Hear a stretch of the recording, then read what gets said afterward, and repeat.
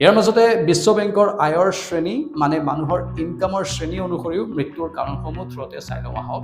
প্ৰথমতে যিবোৰ নিম্ন আয়ৰ দেশ আছে সেইসমূহত কি কাৰণত মানুহৰ বেছি মৃত্যু হয় সেইটো এবাৰ বুজ লওঁ। নমস্কাৰ।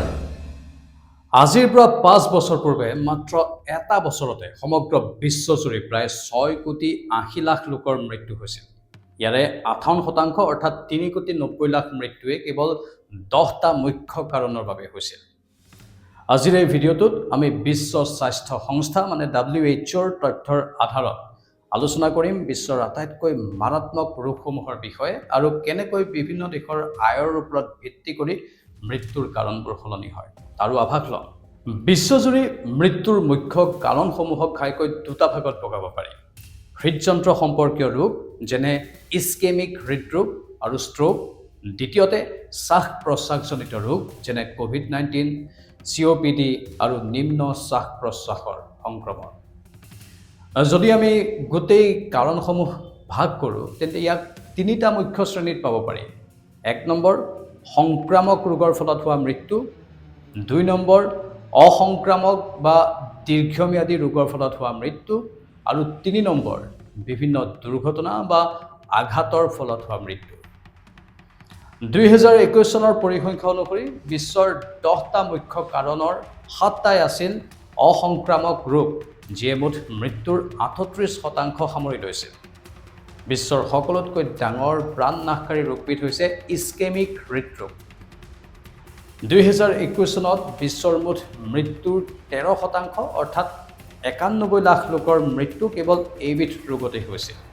2000 চনৰ পৰা 2021 চনৰ ভিতৰত এই ৰোগত মৃত্যুৰ সংখ্যা 27 লাখ বৃদ্ধি পাইছে।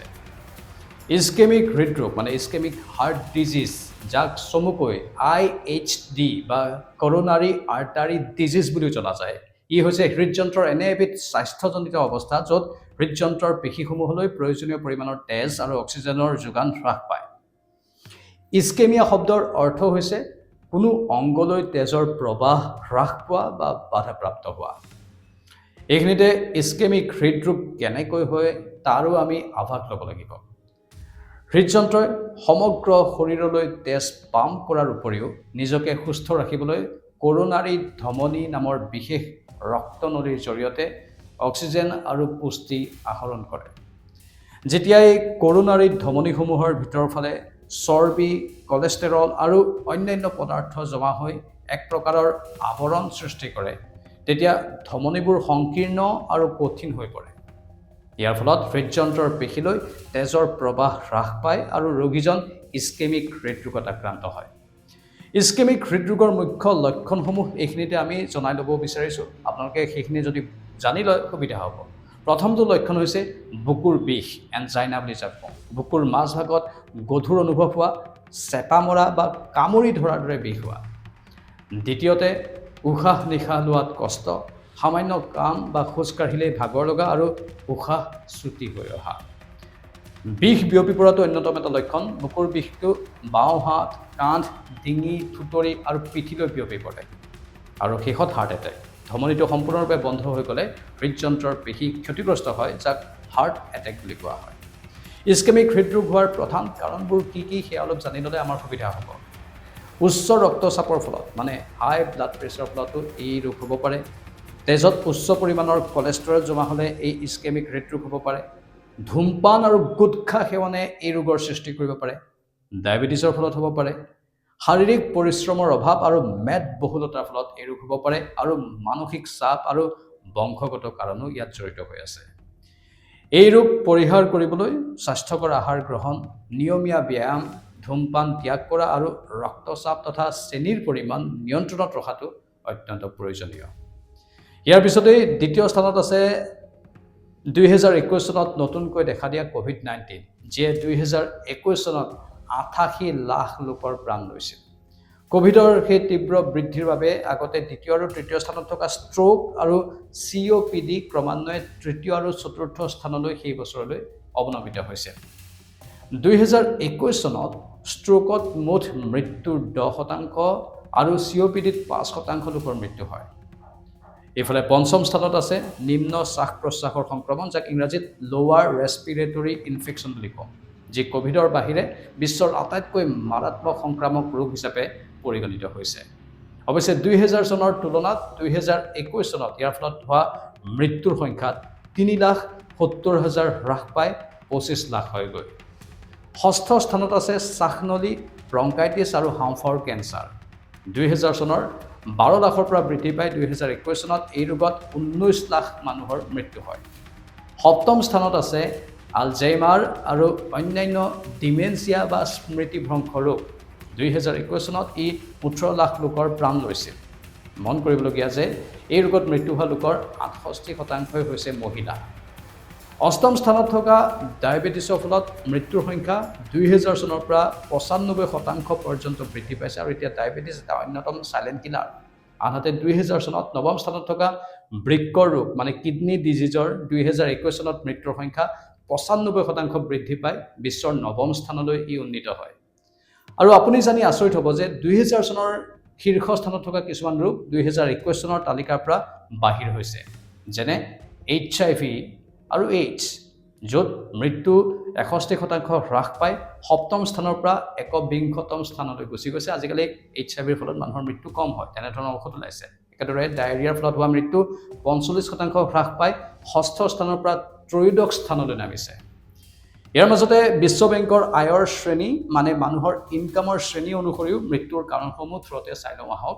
প্ৰথমতে যিবোৰ নিম্ন আয়ৰ দেশ আছে সেইসমূহত কি কাৰণত মানুহৰ বেছি মৃত্যু হয় সেইটো এবাৰ বুজ লওঁ। নিম্ন আয়ৰ দেশসমূহত ল' ইনকাম যিবোৰ কাণ্ট্ৰি আছে তাত কৰা মানুহৰ অসংক্ৰামক ৰোগতকৈ সংক্ৰামক ৰোগত মৃত্যু হোৱাৰ আশংকা বহুগুণে বেছি হয়। 2021 চনটোত এই দেশবোৰত শীৰ্ষ 10টা কাৰণৰ 8টাই আছিল সংক্ৰামক ৰোগ, য'ত আটাইতকৈ বেছি মৃত্যু হৈছিল নিম্ন শ্বাস প্ৰশ্বাসৰ সংক্ৰমণৰ পৰা। এই দেশবোৰত মেলেৰিয়া, যক্ষ্মা, ডায়েৰিয়া আৰু HIV/AIDS এতিয়াও শীৰ্ষ 10টাত আছে যদিও ইয়াৰ মৃত্যুৰ সংখ্যা পূৰ্বতকৈ যথেষ্ট হ্ৰাস পাইছে। দ্বিতীয়তে নিম্ন মধ্যম লোৱাৰ মিডল আয়ৰ যিবোৰ দেশসমূহ আছে সেইসমূহৰ বেছি মৃত্যু হোৱাৰ কাৰণবোৰ এবাৰ চাই লওঁ। ইয়াত 5টা সংক্ৰামক আৰু 5টা অসংক্ৰামক ৰোগৰ এক ভাৰসাম্য দেখা যায়। 4 লাখতকৈও অধিক মৃত্যুৰে COVID-19 ইয়াত প্ৰথম স্থানত আছে। অৱশ্যে সেয়া 2021-22 চনত। ইয়াৰ উপৰিও ডায়েবেটিছত আক্ৰান্তৰ সংখ্যা দ্ৰুতগতিত বৃদ্ধি পাই 14ৰ পৰা 8ম স্থানলৈ আহিছে। 2000 চনৰ পৰা ইস্কেমিক হৃদৰোগত মৃত্যু 14 লাখ বৃদ্ধি পাই 2021 চনত 32 লাখ হৈছেগৈ নিম্ন মধ্যম আয়ৰ দেশসমূহত, মানে লোৱাৰ মিডল যিবোৰ ইনকাম আছে সেই দেশসমূহত। ইফালে যিবোৰ আপাৰ মিডল আয়ৰ দেশ আছে সেই দেশবোৰত মৃত্যুৰ কাৰণ কি সেয়াও চাই ল'ব বিচাৰিছোঁ। ইয়াত হাঁওফাঁওৰ কেঞ্চাৰত মৃত্যু বুজন পৰিমাণে বৃদ্ধি পাইছে। কিয় আমিও নাজানো। পাকস্থলীৰ কেঞ্চাৰ এই আয়ৰ গোটটোৰ মৃত্যুৰ শীৰ্ষ 10টাৰ কাৰণৰ ভিতৰত আছে। ইয়াৰ উপৰিও COVID-19ৰ বাহিৰে কেৱল নিম্ন শ্বাস প্ৰশ্বাসৰ সংক্ৰমণ মানে ইংৰাজীত যাক আমি লোৱাৰ ৰেছপিৰেটৰী ইনফেকশ্যন বুলি কওঁ, সেই একমাত্ৰ সংক্ৰামক ৰোগ হিচাপে ইয়াত 8ম স্থানত ই আছে। আনফালে যিবোৰ উচ্চ আয়ৰ দেশ মানে বেছি ইনকাম কৰা দেশ, সেই ইনকাম কৰা দেশসমূহত মৃত্যুৰ সংখ্যা কিয় বাঢ়িছে? এই দেশসমূহত আচলতে বৃদ্ধ হৈহে মৃত্যু হোৱাৰ সংখ্যা বেছি। মানে ইস্কেমিক হৃদৰোগ, ষ্ট্ৰোক আৰু পাকস্থলীৰ কেঞ্চাৰত মৃত্যুৰ সংখ্যা হ্ৰাস পোৱা বিশ্বৰ একমাত্ৰ শ্ৰেণী হৈছে এই উচ্চ আয়ৰ দেশসমূহ, যিবোৰ দেশত বহুত বেছি ইনকাম হয়। তথাপিও ইস্কেমিক হৃদৰোগ আৰু ষ্ট্ৰোক মিলাই 2021 চনত 26 লাখৰো অধিক লোকৰ এই দেশবোৰত মৃত্যু হৈছিল।